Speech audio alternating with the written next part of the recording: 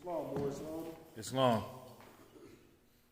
So we've been building, at least in terms of my portion of the demonstration, we've been building on the laws that freed us, the policy of Abraham Lincoln.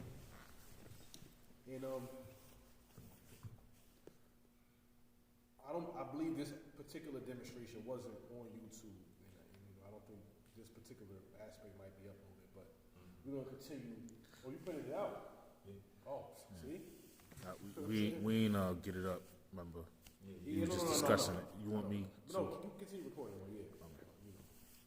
So we went through somewhat of the history of the statute, but let's just kind of recap real quick. You had Abraham Lincoln, his assassination took place the same year that the Civil War ended, which was 1865. That's right. So the following year is when this particular law that we're discussing now came into manifestation. Now, you had a conflict within the Congress because you had President Andrew Johnson, who was essentially trying to garner support and make it as easy as he possibly could to reintegrate the southern states back into the Union. And you had legislators who were taking issue with the stance on the South and just the idea that they were trying to maintain a racial hierarchy in the United States, and that the whole effort of the war was to abolish it. So that kind of led to Andrew Johnson's impeachment, because he in essence was not respecting the law that Congress had passed during that time, which later was found to be unconstitutional anyway, but it was in reference to the freeing of the slaves. So 1866, this is 2 years before what? 14th Amendment. Before the 14th Amendment. This is very critical. Because when discussing the 14th Amendment, when discussing citizenship for so-called blacks in America, we have this idea or this concept that the 14th Amendment was the first national law that made so-called black citizens. And that's the concept that, we've been taught and educated. That's right. But that's why it's so important to take this time to look at that period that the prophet references. Mind you, he references it in the divine constitution and Bible. He references it in the divine warning by the prophet to the nations. This particular year, he references 1865 specifically. He references this period. He references the Civil War. He references the Reconstruction Amendments. So you have numerous places within the prophet's literature that he's talking about this time. That's right. So we must really do our due diligence and look at the laws that freed us. So I guess we'll start at the top. So just for your own citation purposes, you can find this in the statutes at large, which is the 39th Congress, first session, April 9th, 1866. I believe that's page 27 in that particular archive, document archive. Islam, are you ready? Islam. Be it enacted by the Senate and House of Representatives of the United States of America and Congress assembled. Stop right there. So just bear in mind, just for your understanding of what's going on. Well, actually, no. Just continue. That's good. That's good. I think it's pretty self-explanatory. I don't gotta break that down. Continue. That all persons born in the United States and not subject to any foreign power. Okay, wait. So that's an important clause right there. It's two conditions right there. First, being born in the United States, and second, not subject to any foreign power. So those are two important concepts. But even before we even move on, kind of tied into the Grand Sheikh's demonstration on hadiths. The Prophet Noble Drew Ali is alleged to have said, being born here doesn't make you a citizen. But this particular law will contradict that statement. But again, that's an oral statement anyway. That's a hearsay statement. So, but this, we believed or were taught that the first birthright law was the 14th Amendment. So it would make sense that being born here would make you a citizen, particularly with opposition on the 14th Amendment being unconstitutional. But this law again precedes the 14th Amendment. Is actually the first birthright law, law of being born here. Birthright citizenship rather, like being born making you a citizen. All right, not subject to any foreign power. That's very important because I don't know how many of y'all got the treaty book from Taj, but in the back of it, he represents a document, an expatriation document that kind of explains what happens to the subjects of Morocco, essentially in the 1800s, or even if you go back to 1492, going to present day, many Moors became subject of foreign powers, and they became citizens of that government that took control over whatever region it was. So, for example, if you're talking about the Moors in Nigeria, for example, they were colonized by the British at some point. So it was a foreign power that they were subject to, and this clause would not pertain to them. You understand? In terms of people born in the United States. So it's a condition of you being born here and not subject to a foreign power, which is everybody that's branded Negro, Black, Colored, African American, etc. So my particular brother. Saying that kind of goes against even teaching? No, I'm not saying that. That doesn't go against any of the literature of the prophet. No, not the prophet, but that Taj was saying. Say that again. The Taj was saying. Oh no! It coincides. Because again, that particular line, and I believe that document was like the early 1900s, like 1908 or something like that. I can't remember. You got no Mo? I might. Well, if the more got a moment, we'll reference it real quick. But it talks about how subjects of Morocco, essentially lost their nationality and became subjects of a foreign power, depending on what power that was. It's just basically talking about Morocco. They give a demonstration on that in the resurrection, right? Okay, yeah. Let me get that real quick. We're just gonna touch on that real brief. I got my treaty book somewhere.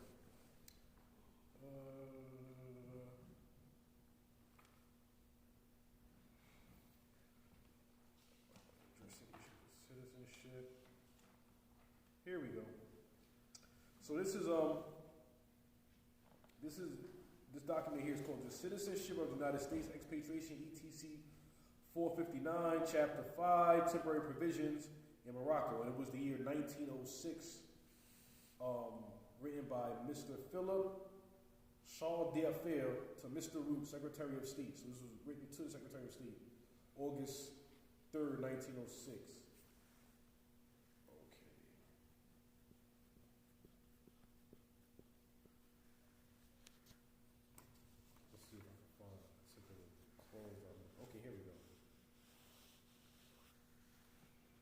Just read what it says right here. It has the number 1. It says citizenship in Morocco.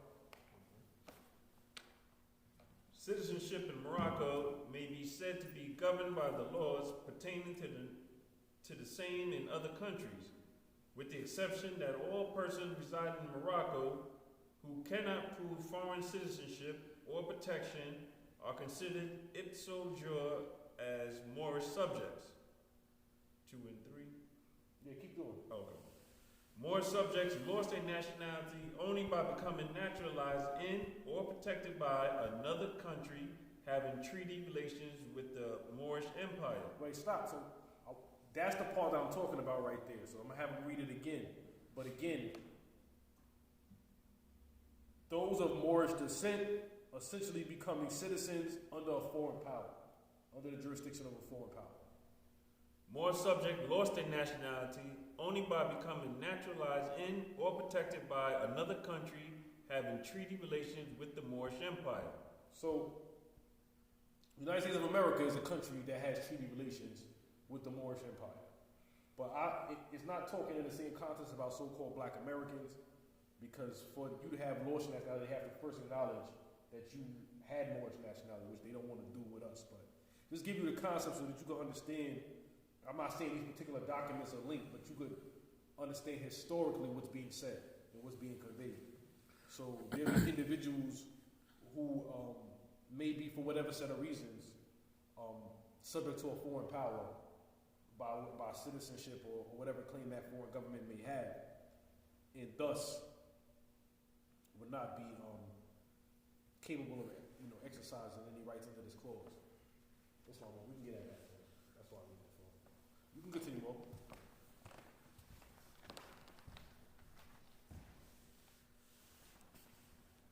Excluding Indians not taxed are hereby declared to be citizens of the United States. All right, so another thing. So right there it says excluding Indians not taxed. Why is this important? Because a lot of Moors, they don't want to put black on their application, but for some reason, a lot of Moors check American Indian. Just as bad.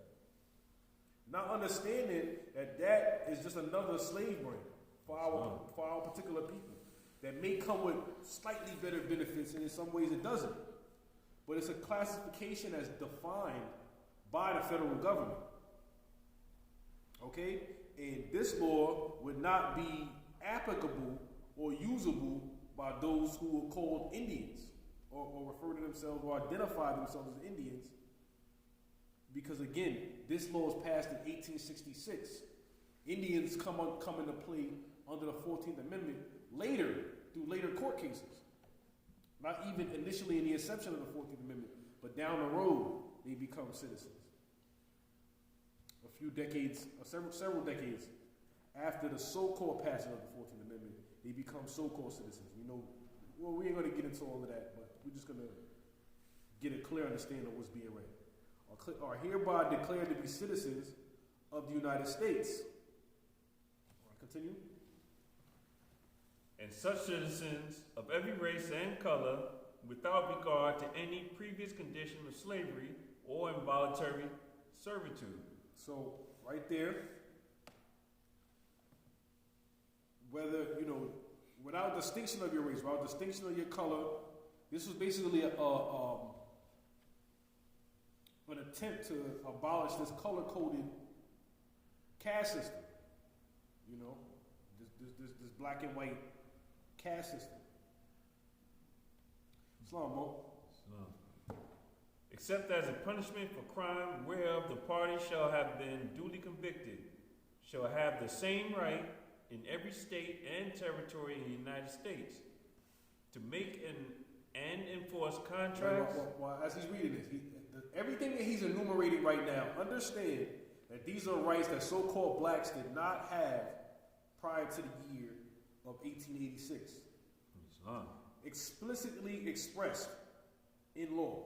You said 1886 or 1866? 1866. Prior to this legislation, so-called blacks did not have these rights outlined and explicitly expressed. So these are more attributes of our birthright.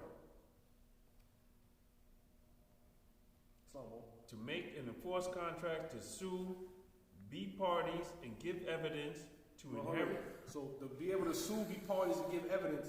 Remember the Dred Scott case. This was one of the issues at law. He wanted to sue for his freedom, but he didn't have the capacity. He didn't have the legal standing to sue. That's right. The Constitution did not recognize him as a human being with citizenship and status to sue within the United States court, within a state or a federal court. That he did not have a legal capacity. Institution of this law, and mind you, that's late 1850s, early 1860s. Within a span of a couple of years, by 1866, this law now is in response to the treatment of so-called blacks and that particular judicial ruling. The legislature, usually when the Supreme Court will rule a certain kind of way and the legislature is not feeling it, they will now come together and they'll pass a law. So now the courts are forced to adhere to the law, provided that law is within the confines of the constitutional framework. Islam, Mo. Purchase, lease, sell, hold, and convey real and personal property, and to fulfill and equal benefit of all the laws and proceedings for the security of person and property, as is enjoyed by white citizens. Right there. So this particular clause right here, on paper, gave our people equality with the European descendants in America for the first time since the inception of the country. Give us full and equal benefit of all laws and proceedings for the security of person and property, as enjoyed by white citizens. So this is the first law, and again, this is applicable to all kind of hosts of statutes within the state and federal government. That this particular clause can be applied to, saying, you know, so-called white citizens benefit from this, but we don't benefit from this. And according to this law, there's supposed to be a full and equal enjoyment. Islam. Islam, continue, Mo. And shall be subject to like punishment, pains, and penalties, and to none other any law, statute, ordinance, regulation, or custom to the contrary notwithstanding. So, very important portion of this law right here. Firstly, that part about being subject to punishment, pains, and penalties. Basically, once you become a citizen, not only do you get the entitlements and privileges and benefits of being a citizen, you get the duties and responsibilities of being a citizen. And if you were to commit a crime or whatever have you, that you will be subject to the same punishments as so-called white citizens who commit crimes. Because, you know, I don't know why people have this notion that, you know, so-called white citizens are above the law. I guess because they've gotten away with so much. Yeah. But at least in terms of how the law is written, they're just saying that so-called blacks, yeah, you're getting these benefits, but you're not above the law as well. You know, all citizens are bound to the law, essentially. So this last portion right here is very interesting. And to none other any law, statute, ordinance, regulation, or custom to the contrary, saying to the contrary of what's been stated in this law, to the contrary of this law, notwithstanding. Where have we heard that language before? To the contrary, notwithstanding. Article 6 of the Constitution. Thank you, Deputy Sheikh Muhammad, soon to be Sheikh Muhammad. To the contrary, notwithstanding. That's in Article 6 of the Constitution, which basically saying that all judges in every state, they bound to this particular law. Any law of any state, to the contrary, any law that's contrary to the Constitution is notwithstanding, is void ab initio, is not a legitimate law. Is that Article 6, Section 2? Yeah, I believe that is. Yeah, the end of the last clause in Section 2 of Article 6.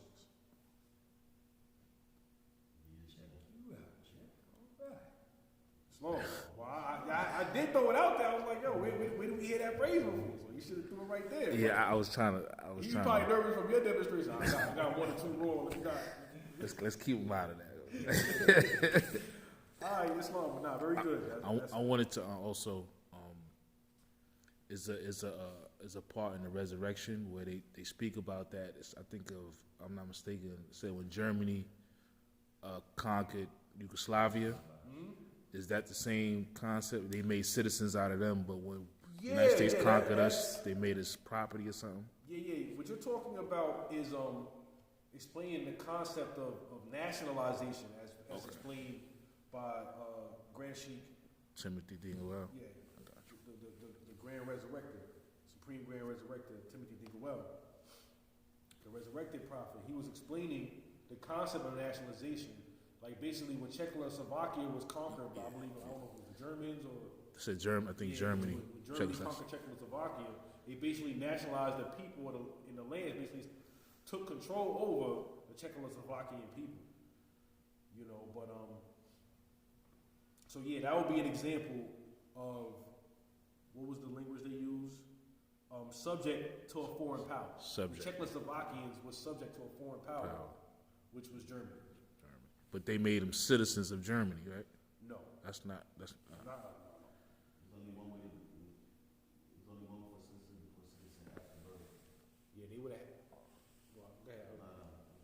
I was going to say, what he's saying is talking about they would have had to be naturalized. Naturalized. Okay. But then Czechoslovakia wouldn't be Czechoslovakia Yeah. anymore. It'd be German. Germany, whether it was Southern Germany or whatever. I don't know. It would just be, they would be German nationals, and the territory of Germany would be expanded. Gotcha. Well, it was expanded anyway, but in terms of its citizenry and what have you. All right, so we're going to move on to section 2. Because we had covered section 1, section 2, but I kind of want to get a cohesive understanding. I want to reiterate. So before we move on to section 2, just a takeaway, just a recap. In section 1, we got a congressional act that was passed by both houses of the United States of America. Remember, historically, again, we talked about Andrew Johnson and he was not a friend of the so-called black man or the Asiatic. He was not a friend of ours. And he vetoed this particular congressional act the first time. And he vetoed it again. But when you study the Constitution, the checks and balances powers, the president's veto is not absolute. If if it could pass 2/3 of both chambers again, then they could push the law through. So this was a birthright citizenship. The first section gives birthright citizenship. So what law makes us a citizen is clearly expressed and written as a permanent part of the Constitution. Now this is not, because when you hear us to say, maybe we'll explain in the jurisdiction, maybe put on the court of record, you're under the authority of, the executive will of Abraham Lincoln and inclusive of 13th Amendment 20 sections, the Prophet Noble Ali. This is not the executive will of Abraham Lincoln. Does anybody want to take a stab? Why? It came after. Exactly. He was already assassinated. So this is not the executive will of Abraham Lincoln. It was a different president. This is a different presidential administration. All right? But it's still laws pertaining to our freedom. These are one of the laws that freed us. This gave us actual citizenship in America 2 years before the 14th Amendment. All right? So it also gave us a number of rights that are, retained, and we don't need a 1960-something Civil Rights Act to have these rights that were later conveyed in the Civil Rights Act of 1965, I believe it is. These rights are already conveyed in this particular law, which is inherit property, purchase, lease, sell, hold, convey, to even make a contract with somebody. Wow. To be able to go in court and enforce a contract. All of these rights. And it also, again, you have that to the contrary notwithstanding clause. So if you see anything in terms of a law that's contrary to this, it's notwithstanding. It's law. All right, so let's move on to Act. I'm about to say Act 2. Section 2. Section 2. And be it further enacted that any person who, under color of any law... Wait, we got to stop right there. Color of any law. They said that's bogus language, though. What is color of law? What does the word color mean? Anything that been painted, stained, varnished, or dyed. So, but what is color of law? We understand that... So is that an appearance of law? Exactly. Something that has the semblance of the appearance of. But let's... Just to be... Yeah, that's what I'm saying. Well, I feel like you coming for me. The clip right before this was, you know what I'm saying? He going to be like, it's messed up. But in this clip... Let me shine for a few minutes. He got redemption in this clip, man. You got to stick your chest out in this one. The grass, she come for me, man. The GS come for me. I'll put it there. All right, color of law, legal definition. See, when you understand the meaning of words, you might not, know exactly what the dictionary definition states because you read it before, so you'd be able to explain it.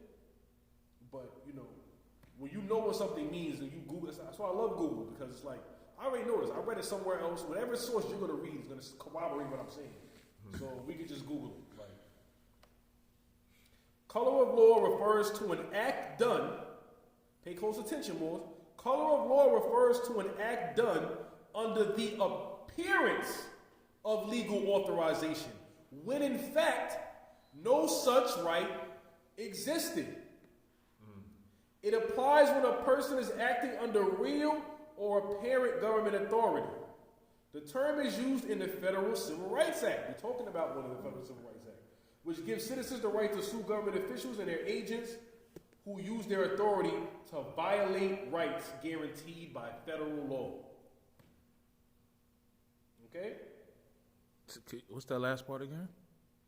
That it gives the citizens the right to sue, under the Federal Civil Rights Act, gives the citizens the right to sue government officials and their agents who use their authority to violate rights guaranteed by federal law. I'll just give you a little snippet of what they're talking about, because you'll find this in the United States codes and various, different people with, I think it's Title 42 or something like that. Every person who, under color of any statute, ordinance, regulation, custom, or usage of any state or territory subject or cause to be subjected, any citizen of the United States or other person within the jurisdiction thereof, to the deprivation of any rights, privileges, or immunities secured by the Constitution and laws, shall be liable to the party in an action at law, suit in equity, or other proceedings for redress. Acting under color of law of state law, this is actually a case law right here, Thompson versus Zirkle, 2007. Acting under color of state law is misuse of power possessed by virtue of state law and made possible only because the wrongdoer is clothed with the authority of state law.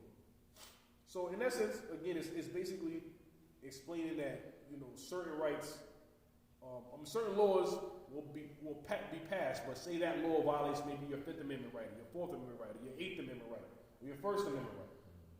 That law, even though it's passed by the state legislature, even though they were duly elected government officials, with the authority of the New York State Constitution or the Wyoming Constitution or the Montana Constitution, even with all that behind them, because it violates, pre-existing rights, like within the Bill of Rights or any other rights guaranteed under the Constitution, it's color of law. So, of their elected officials, does it conflict with like an acting official that's not elected? Because you have a lot of these dudes in office that's they acting. No, because in those types of scenarios, those are appointments. Those are not elected officials. But they're not official, so they're colorable in a sense. Example, in a case where a person who is in the office of an elected official but not an elected official would be like, Governor Patterson a few years ago. There was a scandal with I forgot what this guy's name is. Not Anthony Weiner, the other guy. Both of them. Yeah, I forgot. But he was formerly Governor Spitzer, I think Elliot Spitzer. Yeah, so he was basically, I don't know, he stepped down or something. It was a whole controversy surrounding him, and then Governor Patterson, he was never elected. He was acting. Governor. He was acting. He was what was he? Assistant governor. I forgot what they called him. Next He was basically the next in line. And so, in the same way that Vice President. President, Vice President, we elected, not we, but the people elected President Trump, but Vice President Pence and like say Trump gets impeached, and he actually gets removed from office Before his term. Then Pence becomes president until the 2020 elections and the inauguration of the future president. You understand? So but they ran on the ticket together, kind of. So, that's neither here nor there. That's just understanding the function of government within the United States. But not getting too far from. Let's just get through section 2 real quick, because I say we got about 10 more minutes.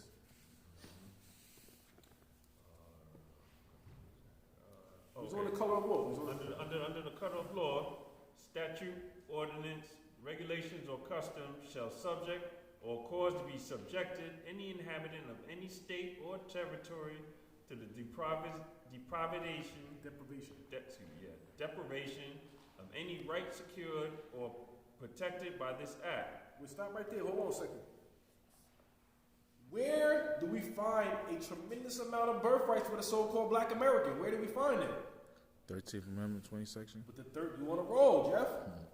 Islam. 13th Amendment with 20 sections.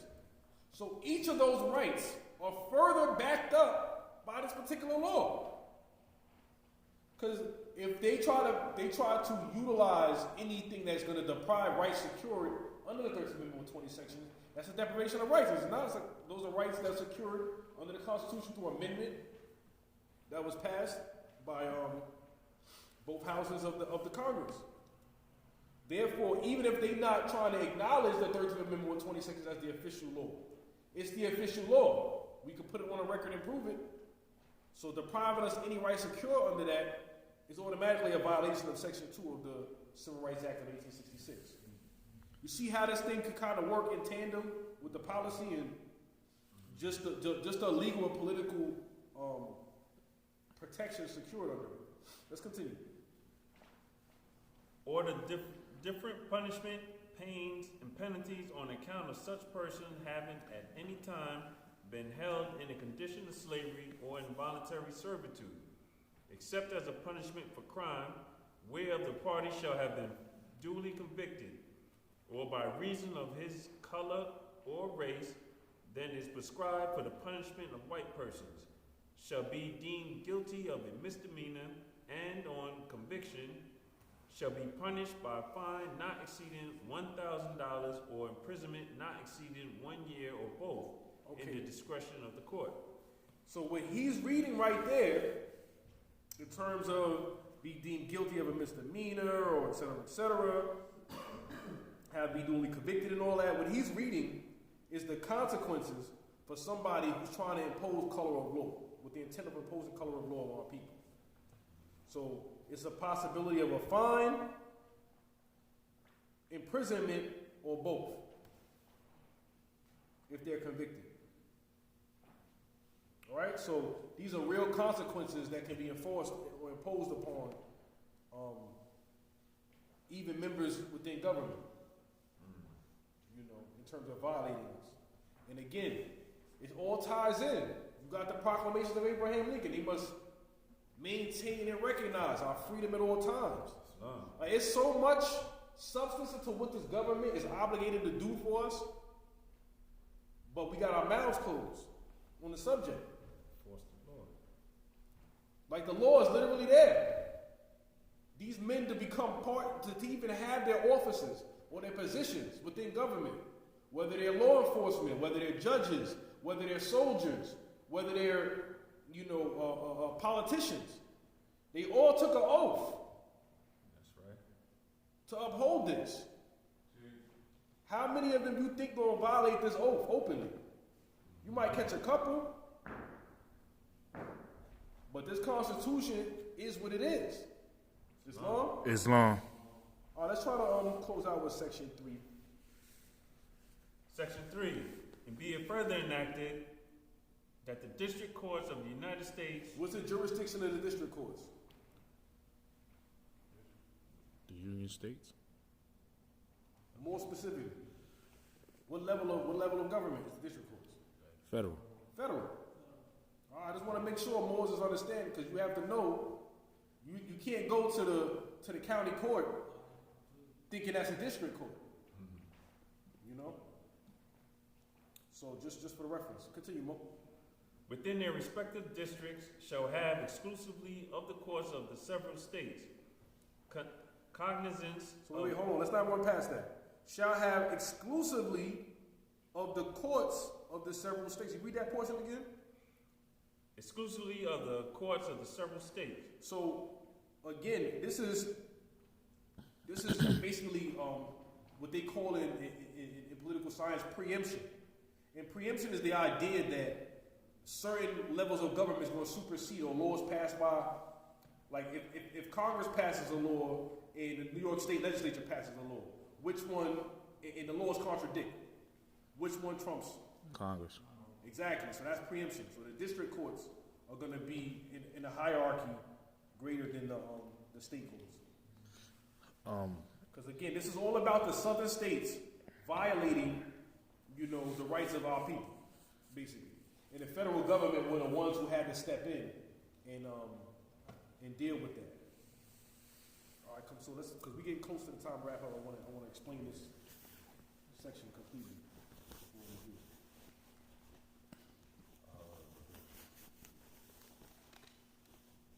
Cognizance of all crimes and offenses committed against the provisions of this act, and also concurrently with the Circuit Courts of the United States of all courses, civil and criminal, affecting persons who are denied or cannot enforce in the courts of judicial tribunals of the state or local, where they may be any of the rights secured to them by the first section of this act.